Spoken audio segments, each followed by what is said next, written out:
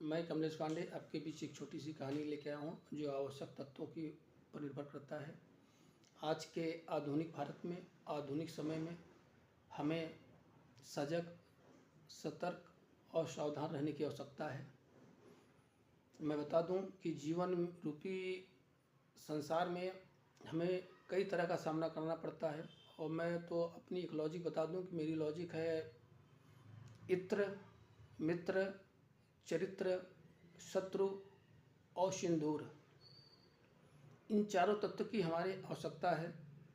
शत्रु से हम सावधान रहते हैं, मित्र से एक सहयोग की भावना होती है, इत्र किसी भी परिस्थितियों में हो वो खुशबू देता है और अपने सिद्धांत को नहीं बदल सकता है, अपनी खुशबू को नहीं बदल सकता है। चरित्र हमारे भाग्य के निर्माण में, हमारे समाज के निर्माण में अहम भूमिका निभाता है। और सिंदूर का कहने का अभिप्राय हमारा ये है कि हमारी घर की महिलाएं, हमारी माँ, बेटियाँ, बहू, बेटी है तो बहू बनेगी, बहू किसी की बेटी है वह हमारे घर पे आएगी, उसका संस्कार और चरित्र हमारे घर में चलाने में अहम भूमिका निभाती है। और मैं बता दूं कि जिसके पास इत्र, मित्र, चरित्र और शत्रु नहीं है और संसार में किसी का सामना नहीं कर सकता है।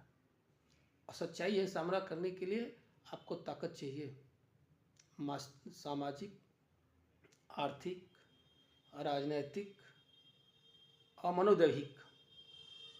क्योंकि मैं मनोविज्ञान का छात्र रहा हूँ और मेरी डिग्री मनोविज्ञान से एमए रहा है, मैं जानता हूँ कि मन की दशा क्या होती है। लास्ट में मैं बता दूँ, एट लास्ट हमारे पूर्वजों ने कहा है कि मन के जीते जीत है, मन के हारे हार। अर्थात मन से हारा हुआ सैनिक पूर्णतः हार जाता है, शरीर से हारा हुआ सैनिक फिर ऊर्जा प्राप्त करके वो उठ कर युद्ध करना चाहता है।